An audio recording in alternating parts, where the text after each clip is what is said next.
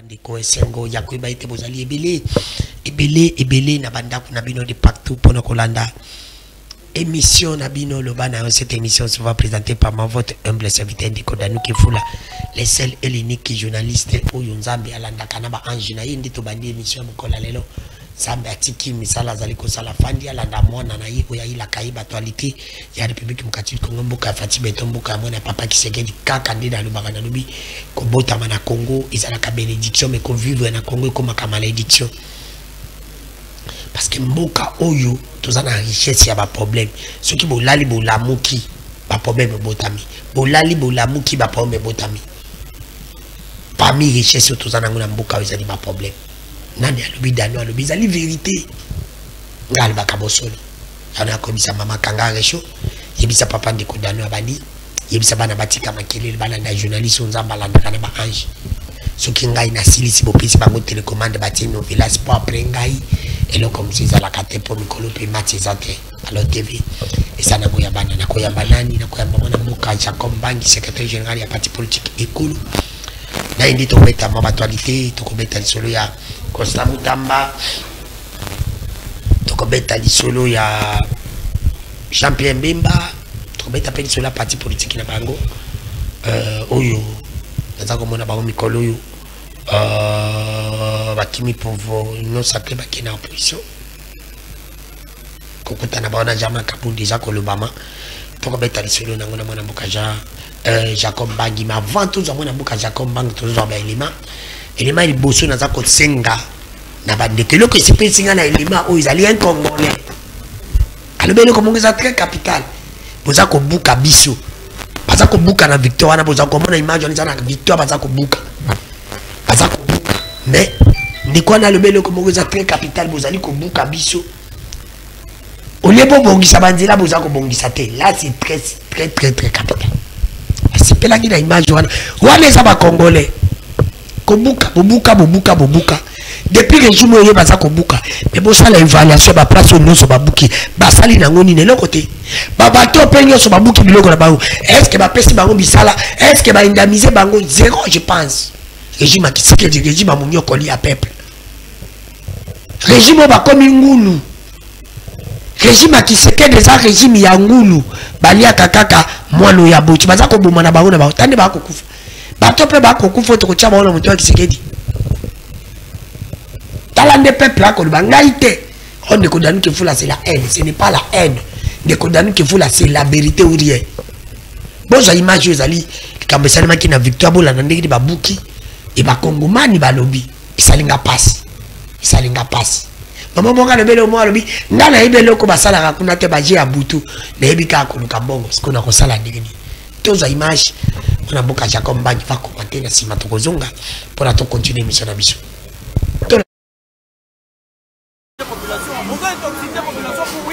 c'est pas bon. Papa, na bana maison au bébé la na 6 mois. Lelo l'état sali biso surprise. OK. Biso to sali bosse ekiti bani. Baba ki bosse ekiti bani ba aussi maté, mais na comprendre te. Et en plus ba ba teke la mo chinois. Balongo li biso ko wacha chinois ata bino moko. Yo da c'est que botte la chinois.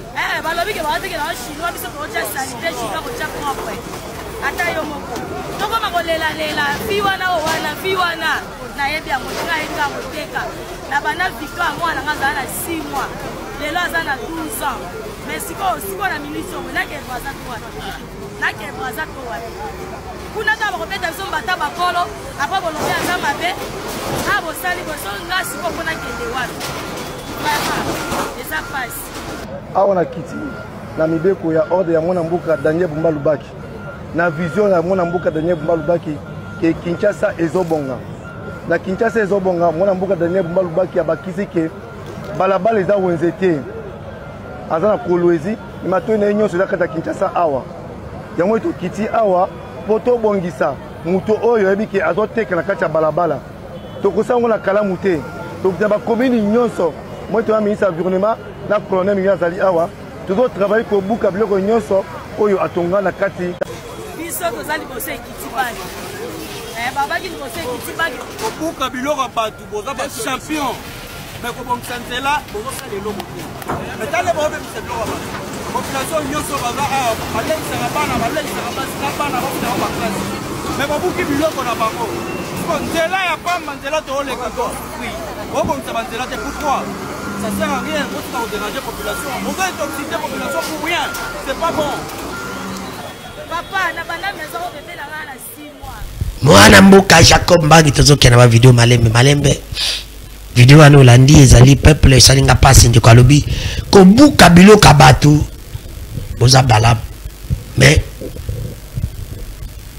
kobongisa nzela boza kokoka te natiano ba video obeto commenter mbote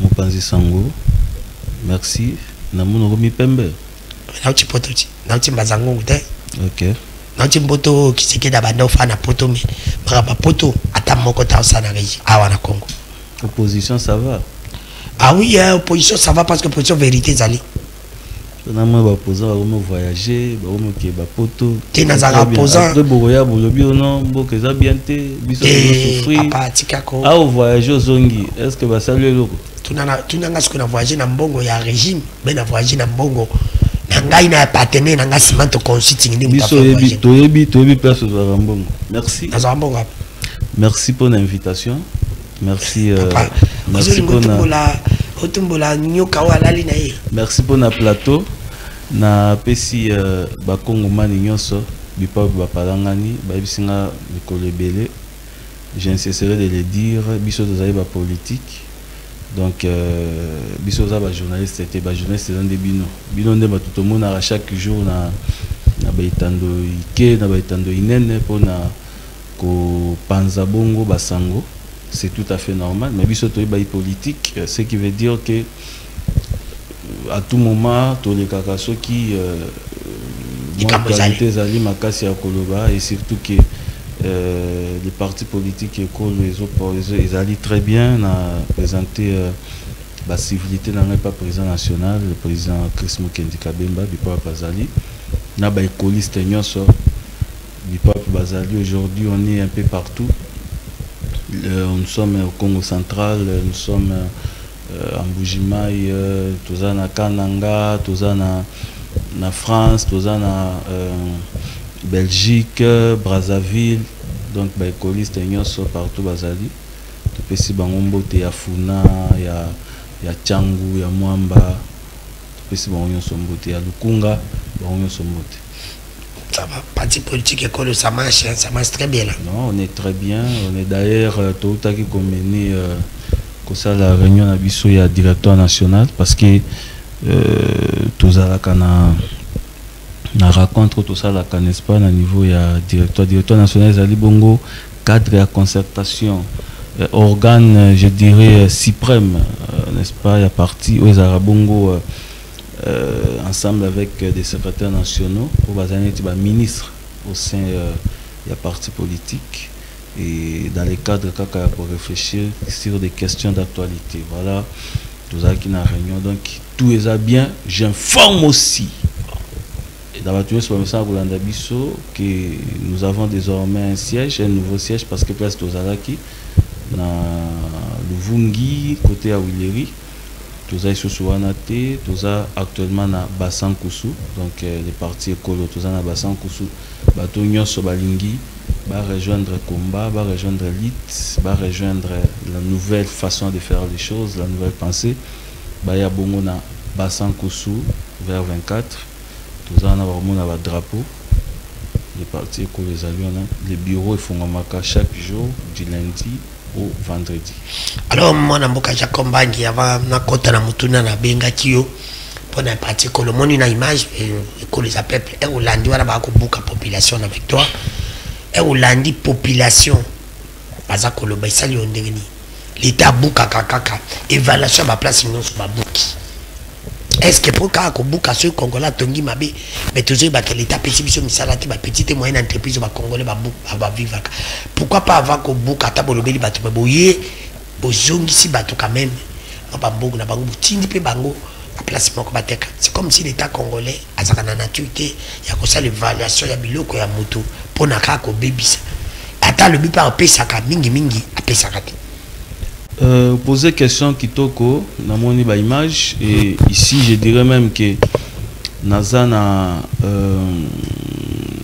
droit ya Goloba parce que je suis notable, n'est-ce pas? Il y a Kalamu candidat député national mais aussi provincial na Funande Monayo yo kutozaki devoir donc comprenez que Koko ta terrain na te ngai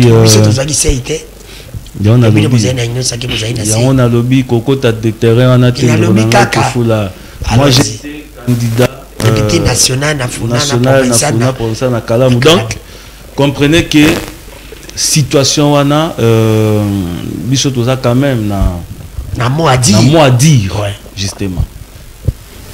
Vous savez, moi j'ai une conception selon laquelle l'État est allé ensemble des règles.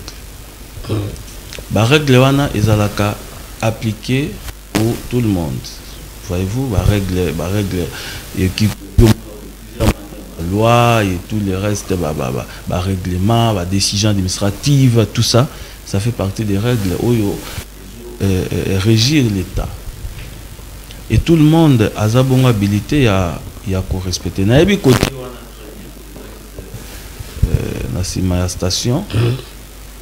Déjà, c'est très dangereux pour la population. Où Bazali tout autour, il y a la station. Là, nous devons même population, voyez-vous, parce que au jour, au lendemain, imaginez que station est Pélamoto. Victime et l'État la mission naïe a protéger, n'est-ce pas, la population, tout à fait normal, n'est-ce pas, il y a prendre certaines décisions pour l'intérêt de la population. Voilà aspect à question. Deuxième aspect à question, problème il y a terrain parce que côté oyo babuki c'était bandai ko aider batu pona batu bando tia ba kiosque ezaki neti ba marché pirate ezalaki ko utiliser wana.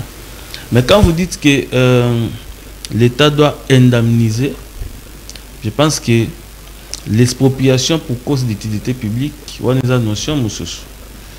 Rien à voir avec eloko oyo lobby wana. Parce que justement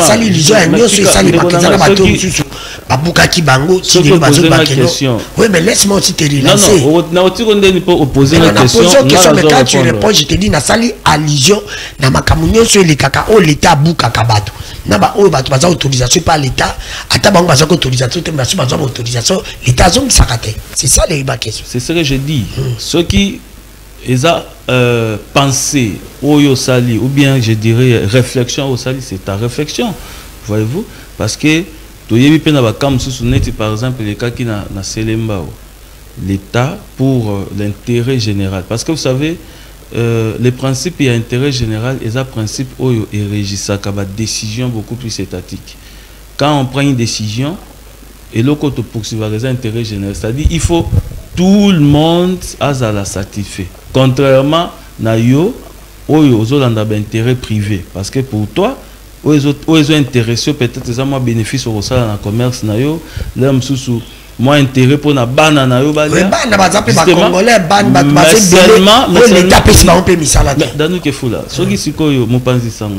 beaucoup de respect. Ce n'est pas dit que quand tu as une émission, je dois aussi te relancer pour pousser le bas.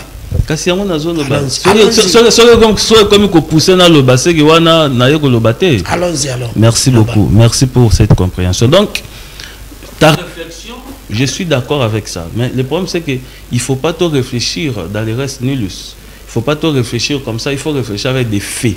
Nous avons réflexion par rapport à l'image, n'est-ce pas? Oyo, ou la Kissi. Et je vous ai dit que place Wana, d'abord pour la population, n'est-ce pas? Ils ont malamouté pour Nabango. Place au Bazawana. Parce que un jour, station Kozika, Karabilo Konabangoana, et cause un problème, et cause sur l'État, tel a vu sur les cam. Alors, na fonction aussi à l'État. Na fonction aussi à l'État de Konanga Kefula, na fonction aussi à l'État parce que l'État il faut protéger et il faut aussi prendre des décisions en termes de prévision. Donc c'est tellement capital. Moi je ne vois pas les problèmes malgré j'ai compatis, n'est-ce pas, avec Bande Konabiso et surtout ici j'ai plein peut-être la méthode utiliser parce que souvent si l'on veut détruire Babylone Koboé, on avertit quand même. Vous voyez, on avertit, il faut il y a kolongola bolongoli, il y a ça là la mise en demeure. Donc c'est tellement important ça la mise en demeure pour faciliter Batubalonga. Mais ce qui boye Karabo Batubalamungi na tongo chaîne et Panzani, vous voyez qu'il y aura des dégâts, des préjudices ça peut-être qu'au foot en passe et puis population à mieux comme donc voilà un peu ma réflexion. Merci Mme Mboka, Jacob Bank, secrétaire général à Parti Kolo. Na bengi seki otoko avato ko sujet monsieur beto kontana na mobange alikam na bengi seki. Mete Jacob Bank. Oui. Parti Kolo. Buke komona Jama Kabondo.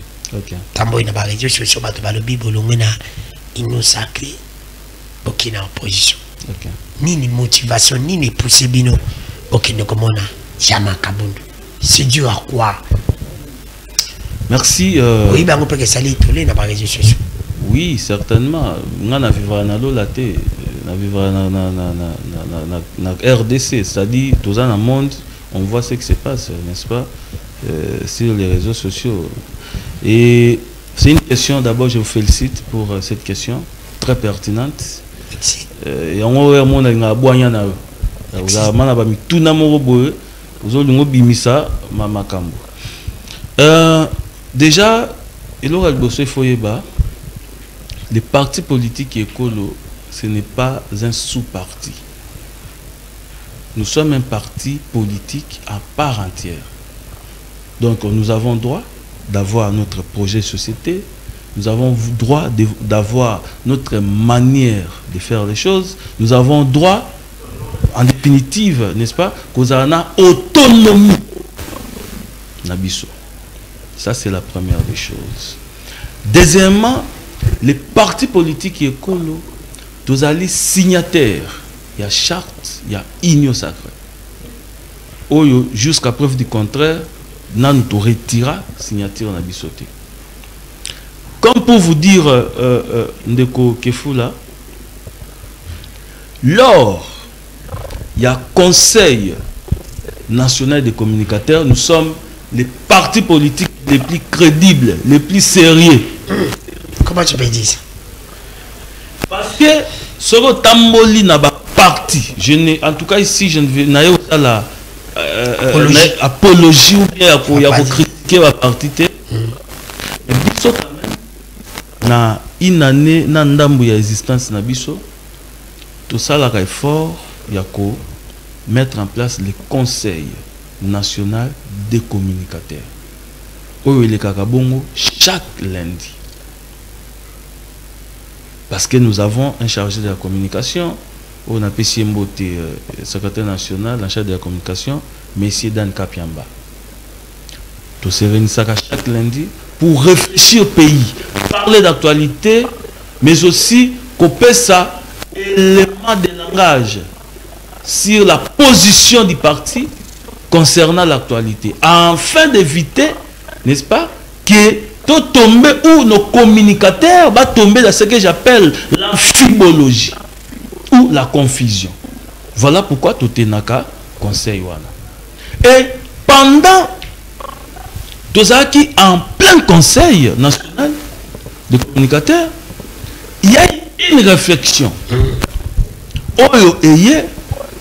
pour chercher à résoudre tant soit peu le problème est le cas na est ya mboka na biso. Problème est le cas na est. Na est na mboka na biso situation ya guerre biso to bi en tant que parti politique écolo. Quelle est la partition s'il vous plaît? Quelle est la partition oyo tokoki jouer?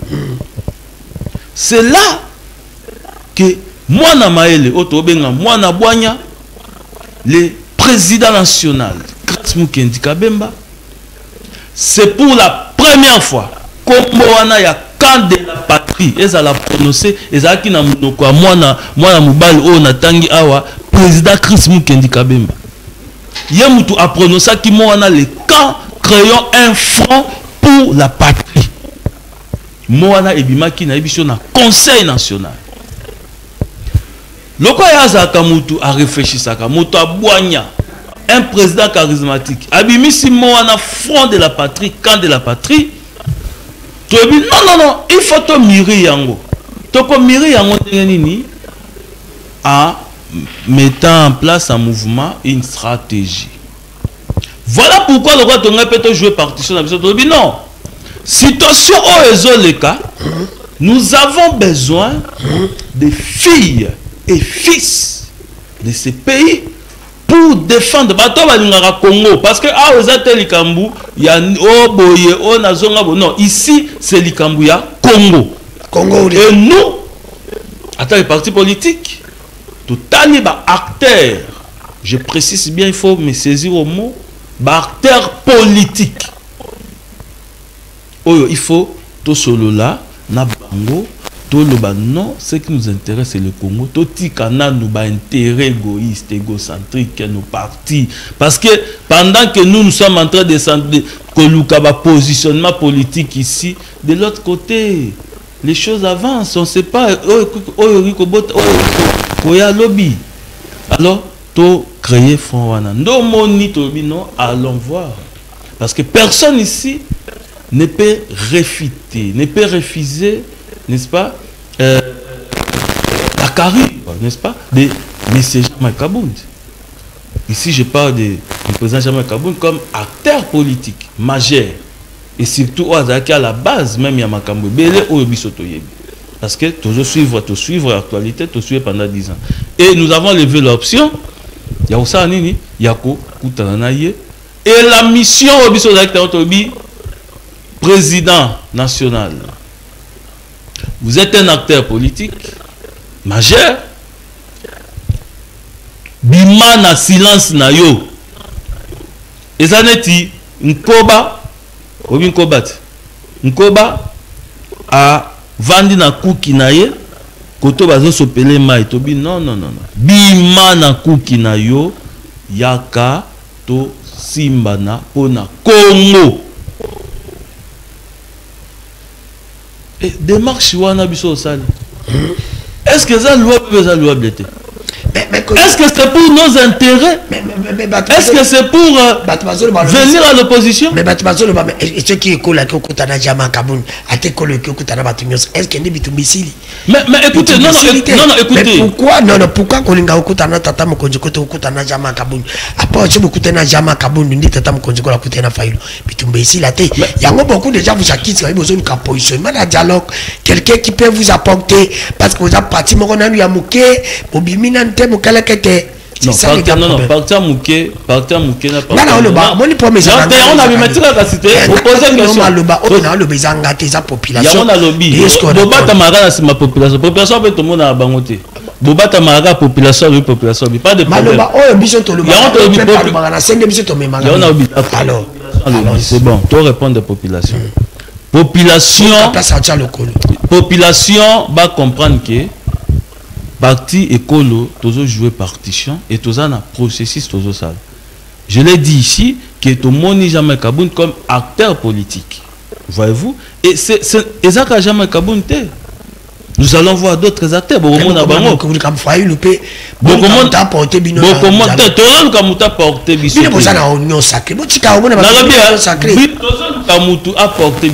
ici, la question fondamentale, c'est le pays.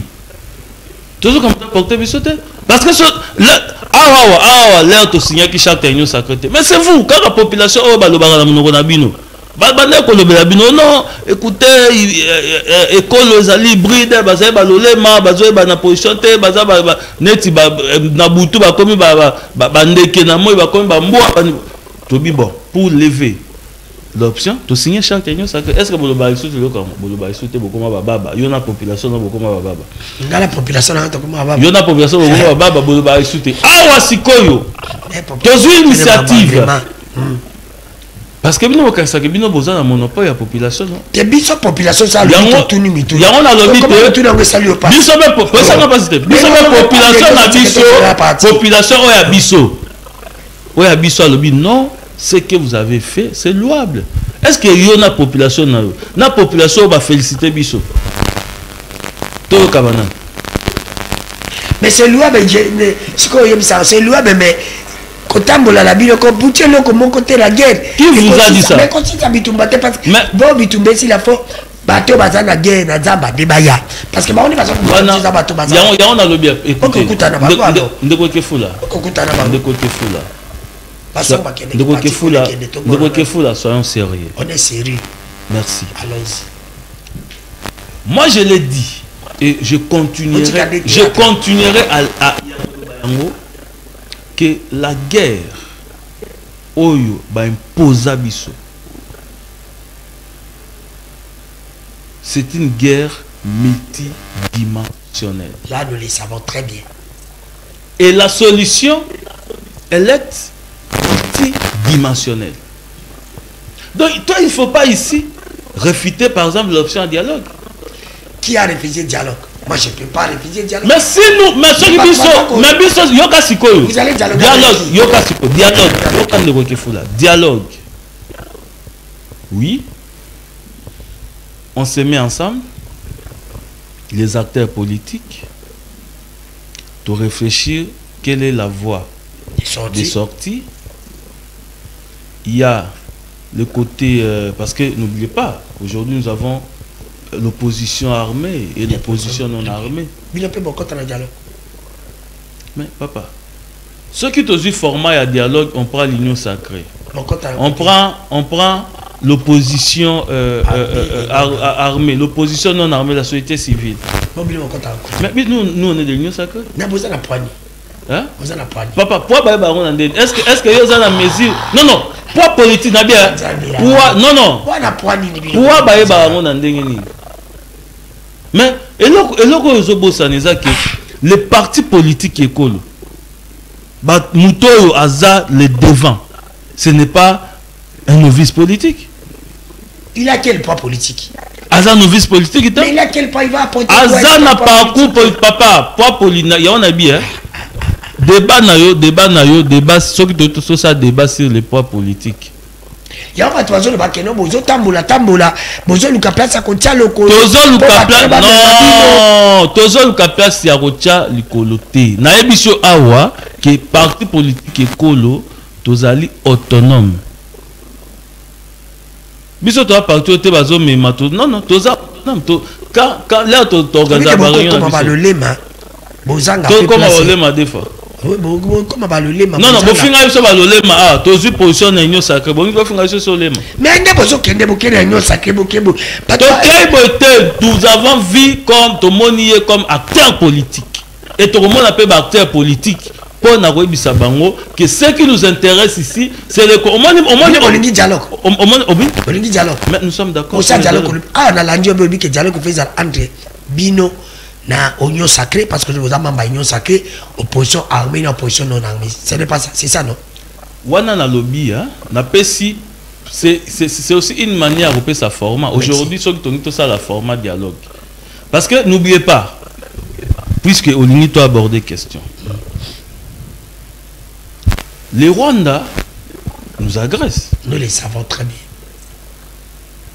Or, intérêt au biso toza nango na mboka na biso ezali ya koluka kimia entre Rwanda et RDC parce que olingo lingate Rwanda ici je parle même pas du régime Kagame, je parle du Rwanda parce que entre les Congolais et les Rwandais je pense qu'il n'y a pas de problème. Problème est un régime ya Kagame oyazo linga avec son idée ya kozala expansionniste pour chercher nos terres et tout que nous capable des autres se marrer inutilement. Mais RDC n'a place Rwanda des alliés RDC ça to vivra éternellement. Parce que ça les bien vouloir ndenge et vandawana. Sikoyo, interro biso tokoluka, toza na ona Rwanda, ezali koluka kimia ou bien koluka bitumba. Ça aussi, nous devons réfléchir au-delà de ce que nous voyons. Alors, si aujourd'hui, et qu'il y a dialogue, parce que mon Konziambo, quand nous devons, en tout cas, féliciter le chef de l'État, au moins aujourd'hui, avec la sortie du Rwanda, na CAC, ce qui montre que la diplomatie aujourd'hui, toujours le cas, tout s'est coincé. Parce que en droit international ou en relation internationale, il n'y a que les intérêts qui comptent.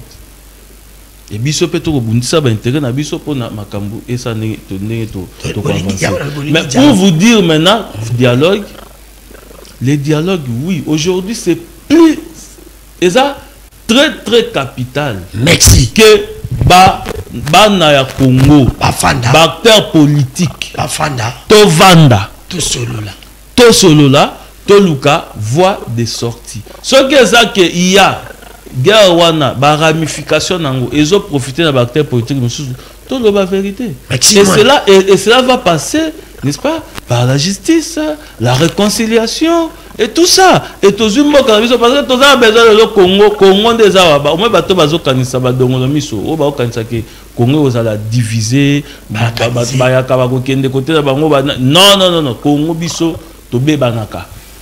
Bangala baluba to be banaka. Banga mais jamais to tika ko zo idée que bangala basiliki babino biso bangala to bendani ya biso to tiki baluba to tiki batama indombe to non ça ce n'est pas la conception ya biso. Merci. Voilà pourquoi biso pour ne pas arriver la conception wana parce que ça ne vient pas de nous. Merci. Voilà pourquoi les partis politiques école autobi non tous à la front to sangana neti mutu moko pour na moka. Merci. Et puisque nous, pour la première fois, le camp de la patrie, alors c'est tout à fait normal aujourd'hui. Maintenant, pour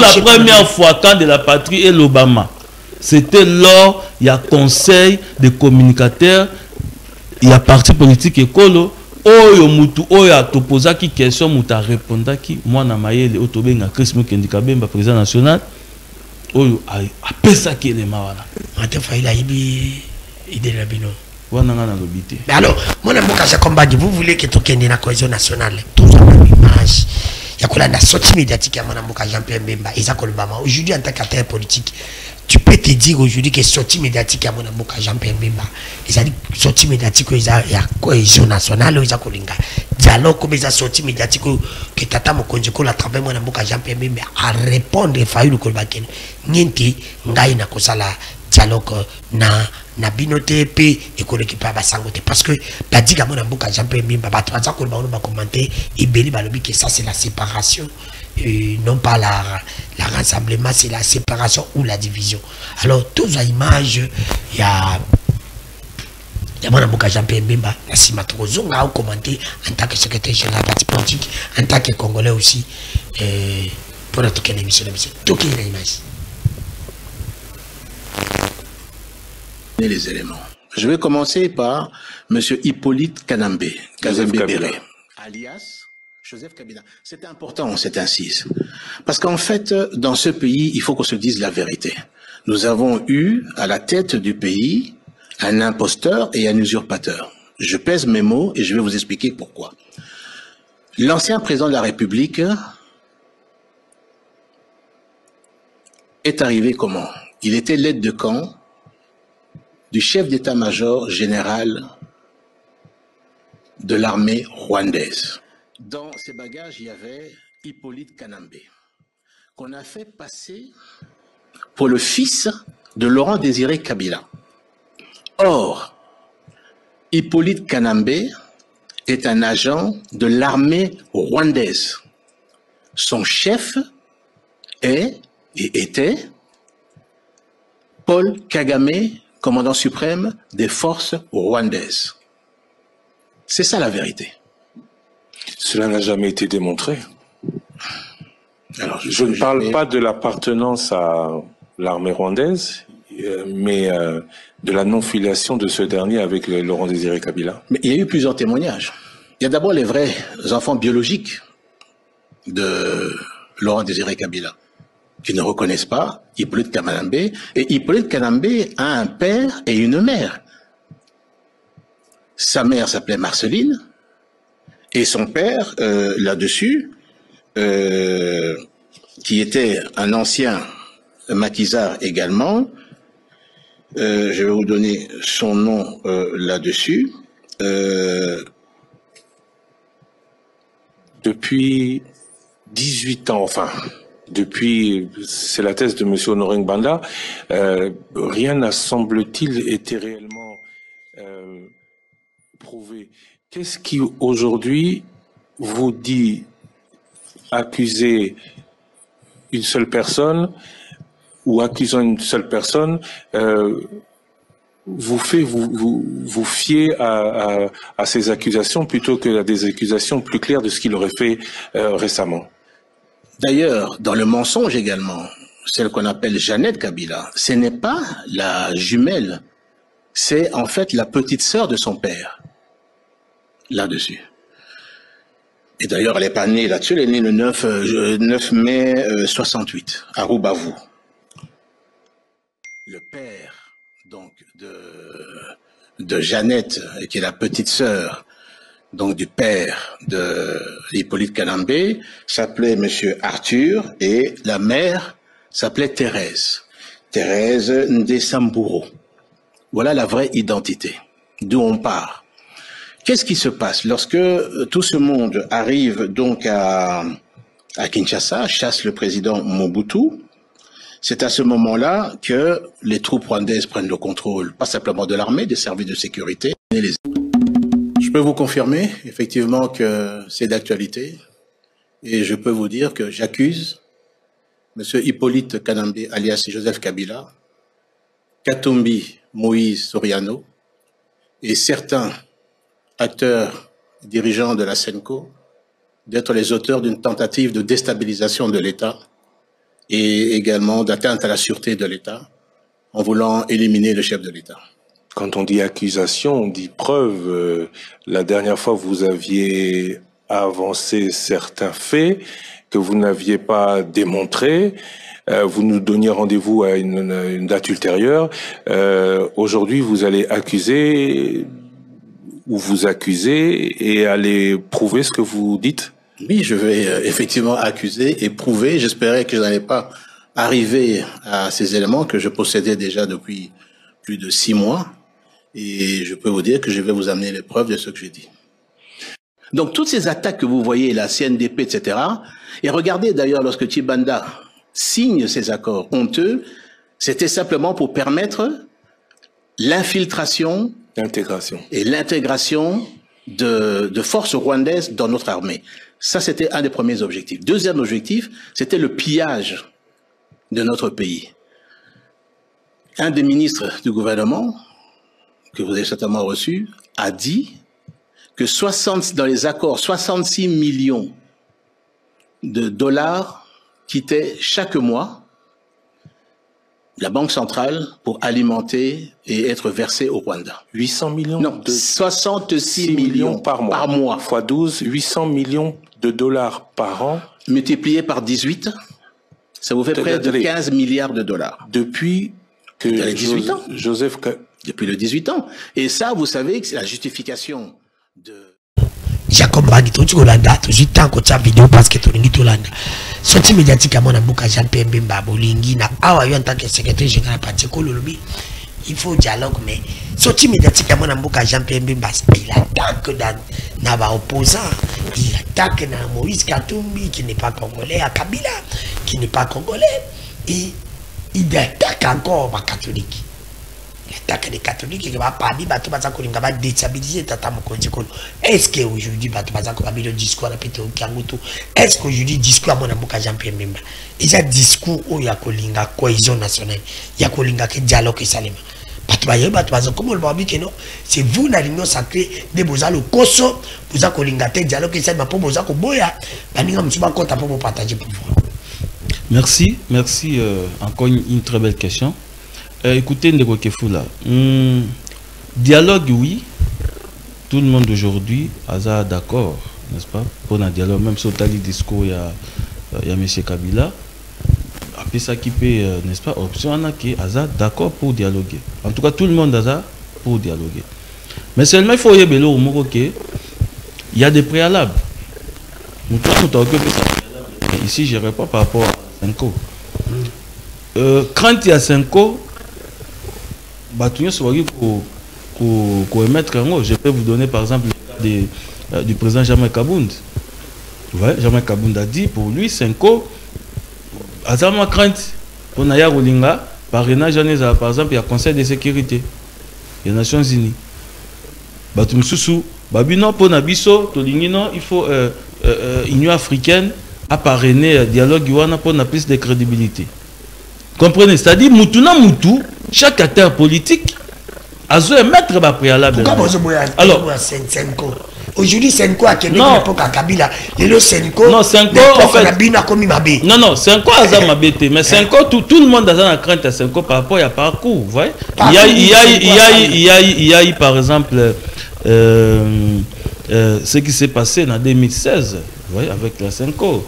Tout avec l'accord Saint-Sylvestre, au Monaki, beaucoup d'acteurs politiques aujourd'hui, Bazo jugé Senko, par exemple, n'ont pas cité. Voyez-vous, Bazo jugé Senko, Azara vraiment na impartialité par rapport à la prise de décision. Je vous dis, je suis politique, je vous parle des choses vraies. Allons-y, il n'y a pas de pomme. Donc, Moutuna Moutaza na crainte naïe par rapport à il y a 5 codes. Certains même ont joué j'ai ennemi. Et ça va point de vue. Est-ce qu'aujourd'hui on peut se dire que c'est une co depuis quand Batoubalouba que c'est une co il semble que c'est ça qui l'a dessus aussi je ne comprends pas que Batoubalouba que parce que nous avons consulté pour na moto à koya ko remplacer qui c'est qui dit mais balobiango et comme il bangi ça comme si c'est une quoi zonuka pas bon qui c'est qui est-ce que c'est une quoi qu'on a besoin d'attaquer qui c'est qui dit après ça va faire quoi c'est qu'on va gagner quoi pourquoi qu'on linga ko baby ça et le côté to construit na passe parce que c'est une quoi baza ba congolais ba koya pour l'intérêt à Mboka ils n'ont rien à voir ndeko que fou là la 5 ans aujourd'hui ça traité par rapport à ba fait moi en tout cas dans le bélo ba fait ici je ne vais pas faire des analyses n'est-ce pas émotionnelle ou émotive, non. Dans le bélo conférence souveraine, la 5O, ou l'église catholique, si vous voulez en général, baza j'ai une opacité, baza impartialité, il y a la partialité dans la prise de décision à Bango. Tout en 2016, ça s'est passé Ndengemoko. Voyez-vous? Et aujourd'hui, les acteurs politiques, baza mon 5 positions et banati. Et c'est tout à fait normal. Puisque tout le temps qu'il y a un dialogue, il faut qu'on mette ma vie. Il faut qu'on mette ma crainte. Papa, yo ko linganga nengo yebo ndenga na yebi yo na mutema makaso za nango.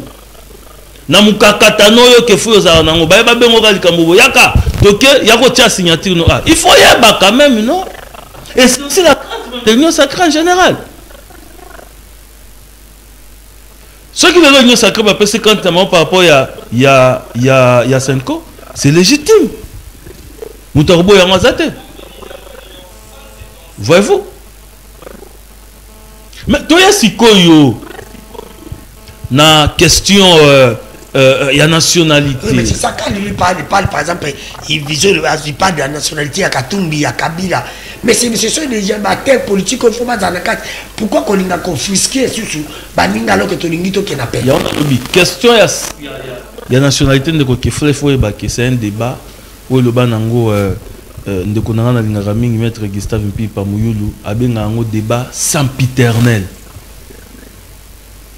Au moins débat sempiternel, ça dit c'est au-delà même de l'éternité. Donc un débat sempiternel, pas débat nationalité. Et aussi la raté. Et aussi la raté. Et un débat éternel. Sempiternel, ça va au-delà de l'éternité. Alors quand vous parlez de la nationalité, alors, ça peut être vous-même aussi, vous avez des nationalités doutées. Voilà, il y a un lobby, moi je n'entrerai pas. Là, je donne un avis hein, en tant que Congolais, en tant qu'acteur politique aussi. Parce que élan autre kende, vous voyez, et ça élan, il y a Koluka Kimia. Mais si koyo ndeko Kefula, nous sommes d'accord qu'il faut dialoguer. Nous sommes d'accord qu'il faut te vendre la place moko pour na koluka kimia to luka plan de sortie. Ou peut-être et que ça la résolu na ba partage de gâteaux.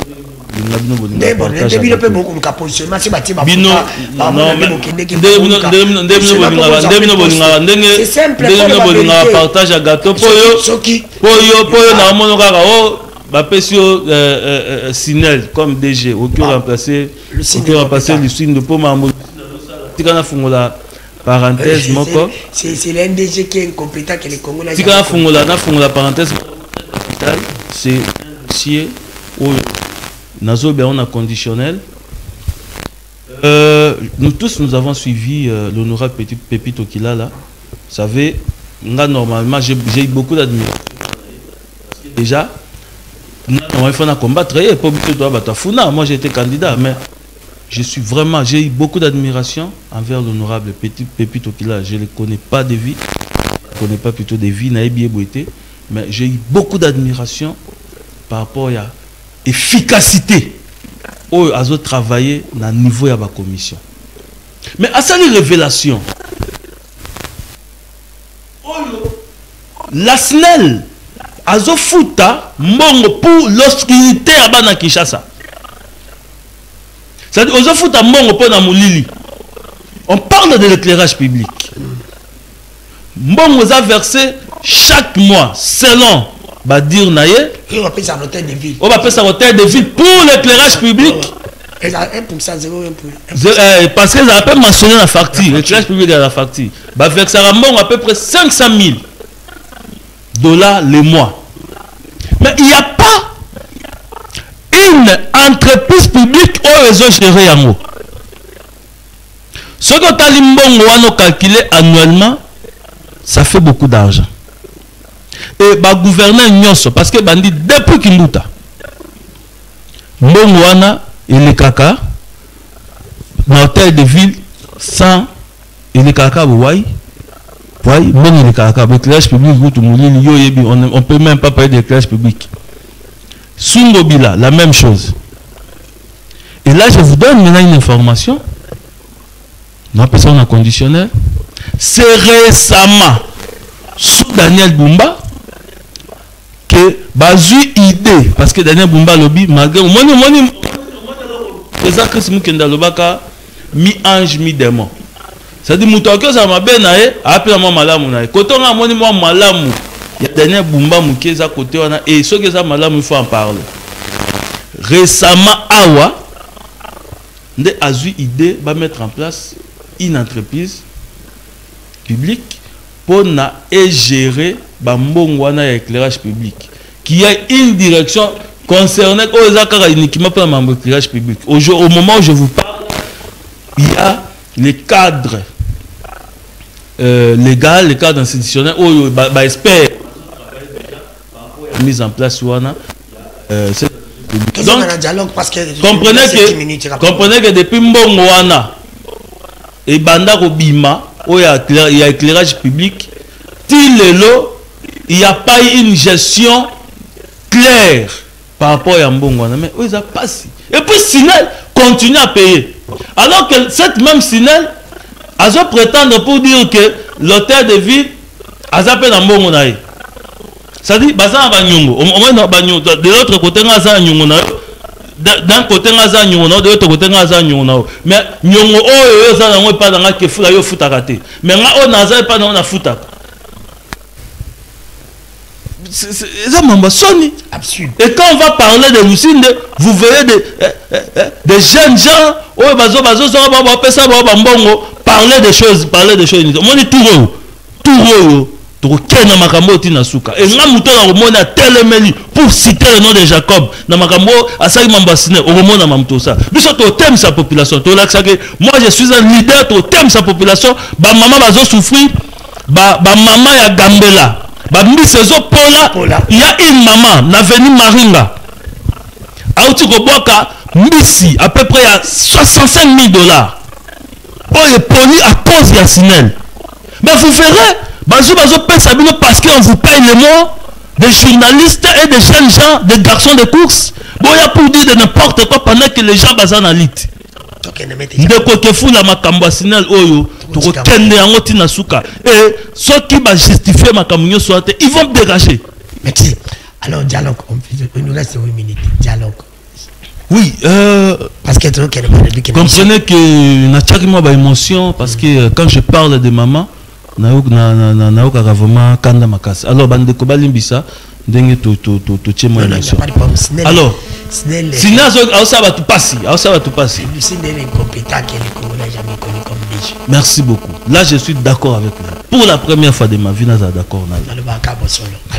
Le dialogue, je l'ai dit, et là, discours, il y a mon amour. Justement, et là, Otozo Kende, et ça, et là, Moko, Yako. Bon, bah, pique en politique, tu vois, hein, ça existe, bah, pique politique. Mais ça confisque, bah, non, mais écoutez, de part et d'autre, on a peu nayo qui quelque part, bazo, bapé na kulutu na ngai bemba, balobi na yala qui s'appelle maman et tout. Voilà, ce sont des guerres politiques. Mais c'est pour le moment, on n'a pas besoin pour plus, on a besoin d'unité nationale. Ce sont en politique, le ban Etienne Tshisekedi Ouamoulumba de reste mémoire, c'est de la vitalité politique. Tout tyranné, tout tyranné, tout souka. Mais le plus important ici, c'est Zamboka.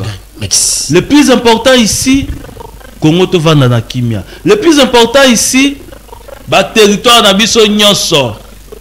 Ils la contrôler par Moutouma. Parce que, oh, Mobutu Zaloba, Mokonzibo, Moko, Tatabo Moko, Mamabo Moko. Na minute, oh, bande konanga ba yeba, que Monsieur Antoine Félix Tshisekedi, le président de la République, a causé la tanaye. Oh, to vota qui est pour 5 ans, à renouveler, à un deuxième mandat, ce qui mandat na ici, à Kokende.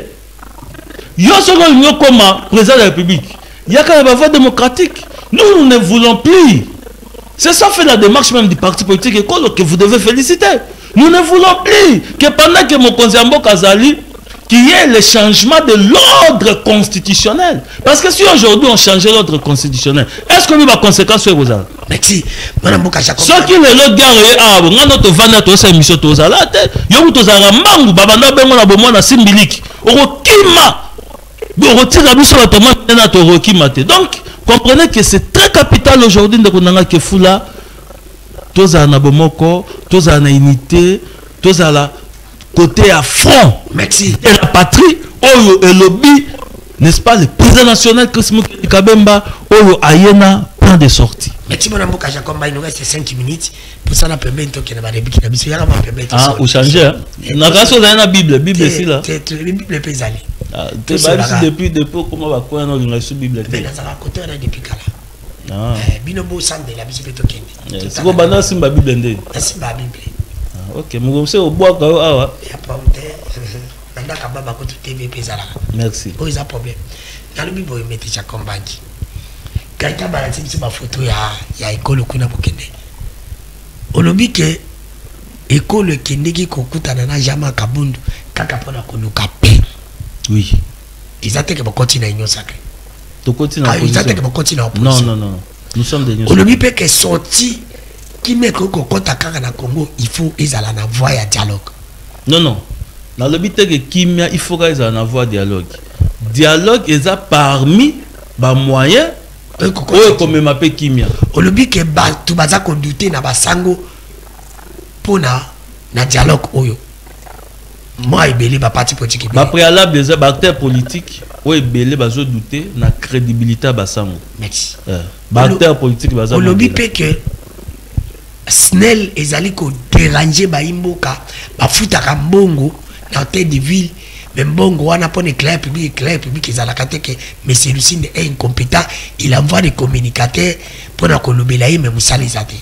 Sinel a foutu à Mbongo pour la Moulili à Bana Congo. Sinel a foutu à Mbongo pour la Moulili à Bana Congo, alors que DG Lucine est incompétent. Très incompétent. On oublie que Awa, que que oh mieux c'est ça qu'on les cas entre mon ambuka Jean Pembe bazako loba ils ont un ba pic politique pour y peut bazako beta y pas bazako beta au lobby encore. C'est de la vitalité politique. Il y a la vitalité démocratique. Il y a lobby.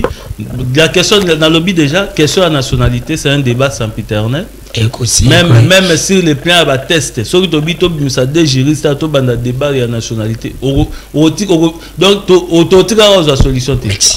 Dans le lobby, le gouvernement union nationale, il y a.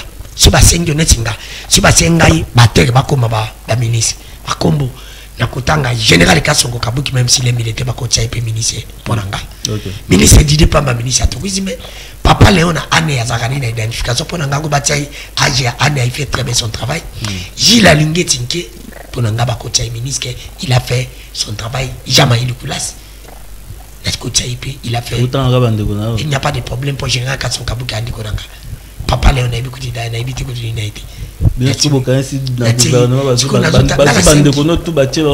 gouvernement il y a 5 personnes il n'y a pas de problème participer ngobila il n'y a pas de participer ministre tribal Nandimi n'a participé sur ce gouvernement dans un que vanille les boys parce qu'on a 5 na yo à part président na yo Chris Mukendi tenga pe na bati Chris Mukendi batia ministre na bati batia Emmanuel batia pe batibeli ba dona kabase parce qu'on a 5 yo autant qu'il y a 5 personnes, il y a 5 jeunes, majeurs, jeunes.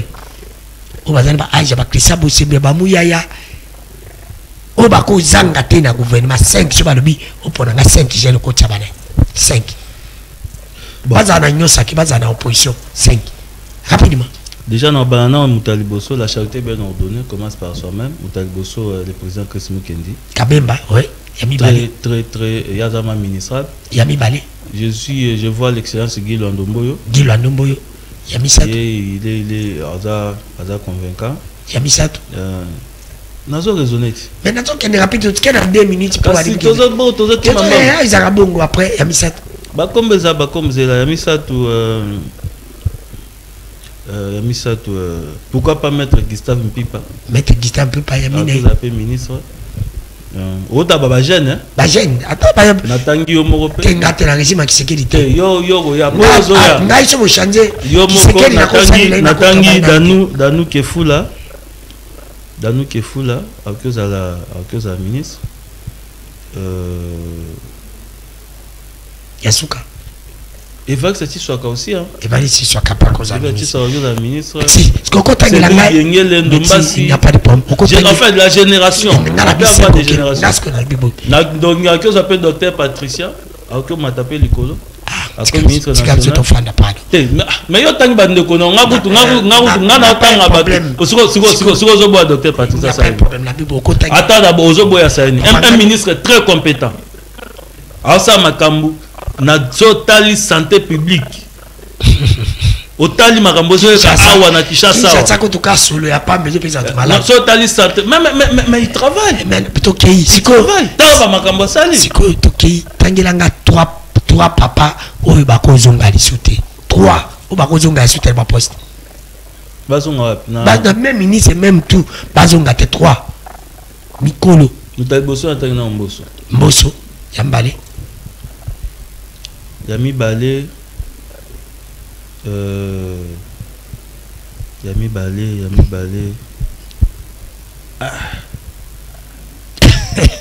na ok ma kula seki aifa sekaki Yami Balé bon bazé belé hein na bitwa kaka bazé belé no ta ba onyo so na bitwa utangi mboso Yami Balé o ifa o ma ifa bazonga baya esute bengana bango ma to dinga suma na bango te Vimboso ça sali trop. Mboso après Mboso. Sali trop donc il faut que la paix ça avec à que mboka na bino à ça là Mboso Yami ça va fermer Balé.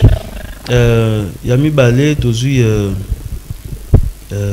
bon vu caméra zanan et toi on a besoin de sagesse na ici là ya tsangi ça de baser bele mo kokota na te. Ba mikolo ici. Baje le pe ba umeli bazonga te ba tsepe ministre belé. Ministre à jeunesse. Azonga te. Yami Balé. Mata ata na ndo azonga. Yami Balé.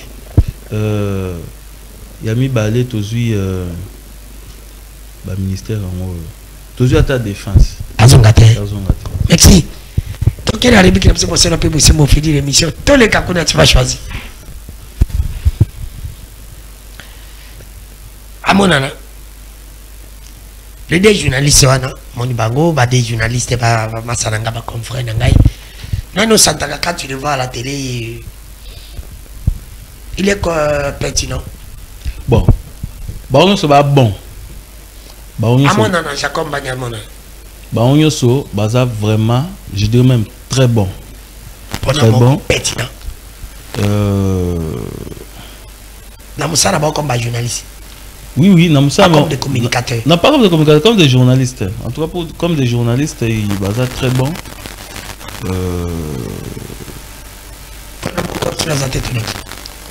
En tout cas, moi, je suis merci tous les gars.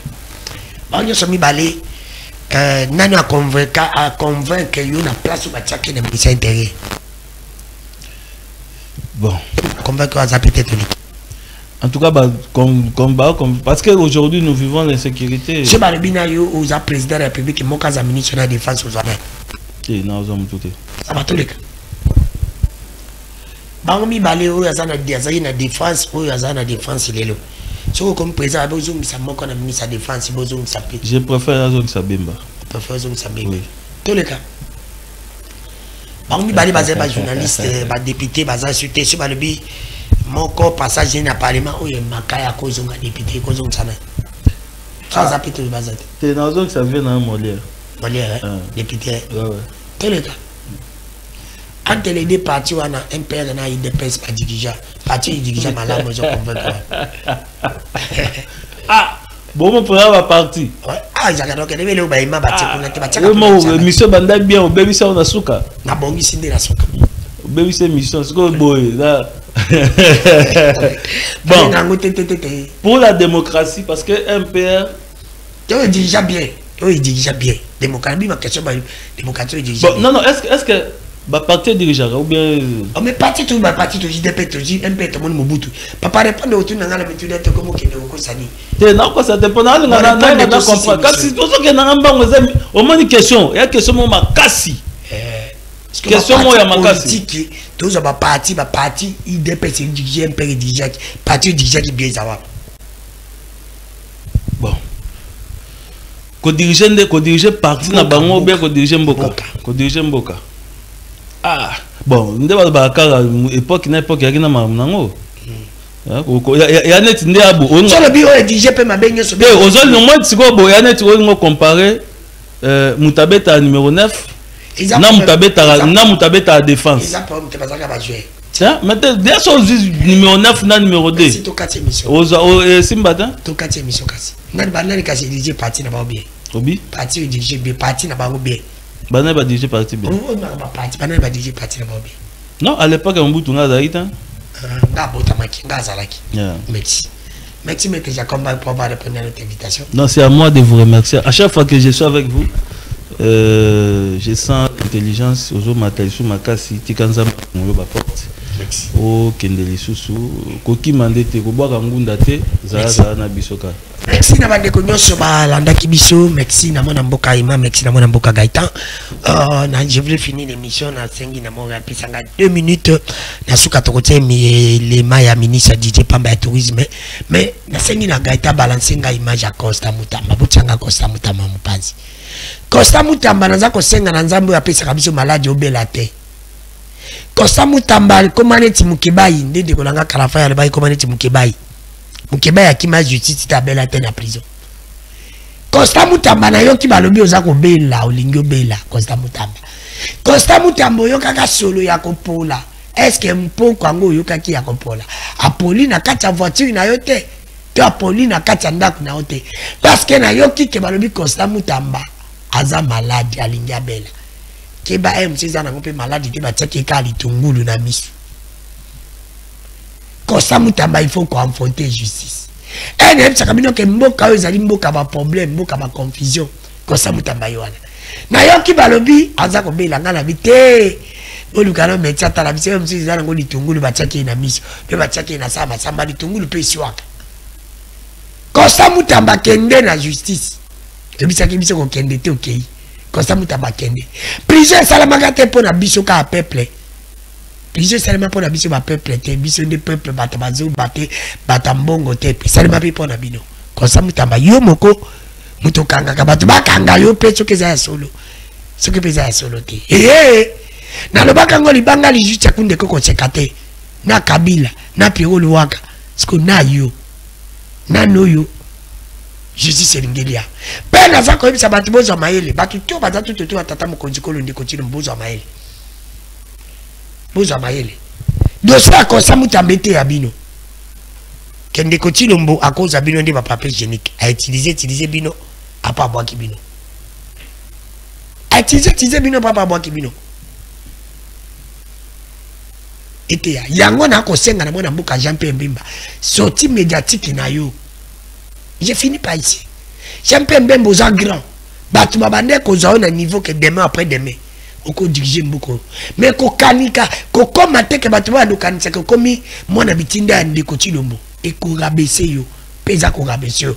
Pour na makambo etali ba nationalité. To sito longola débat wana. Elle failli la zala qui va nous bengue Camerounais, Rwandais, à Kokutana qui se dit comme si Azongi Congolais. Katumi Babenga Kaeli, Italien, elle qui n'a qui se dit Bokendo Kutana Yona et pas qui se dit Azonga Congolais.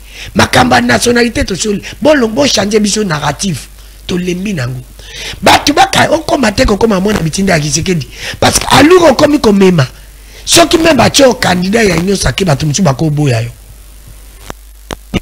Alors que Bissobar Nanzabe te dit que la séparation non pas division.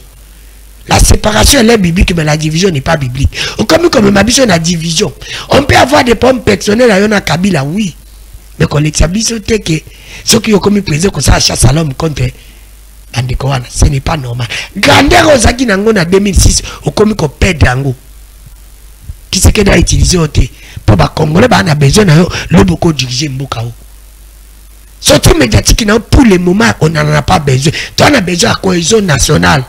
Père Lissoussou, sortie médiatique, comme même qui s'est dit comme la des ennemis.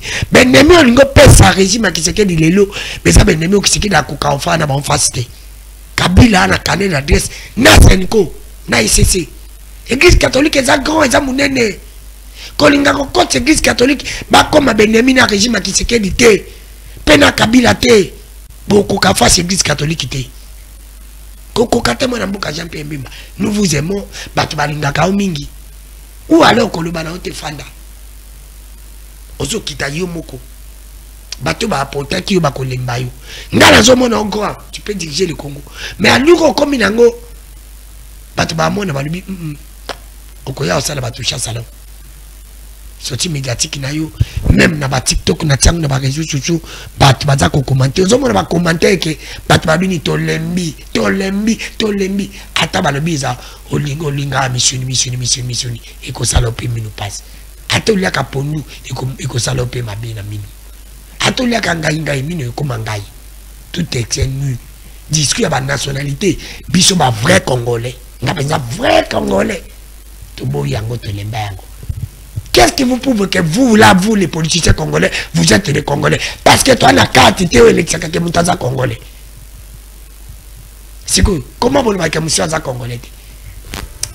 La carte émission, ma nationalité. Si mon Jésus-Christ a oya, les Togoyés, qui est Congolais, qui ne l'est pas. Lobby. Tout là, dans la Cambritali, nous bangina événement où il va s'organiser pour le tourisme. Toujours à lui sur l'impression à Tata Mokonjekolo de Kotilombo, des ministres d'idées pas mais tourisme, à Sali Kosala. Tous les images d'un monde de Kabani, les Michel Mokola.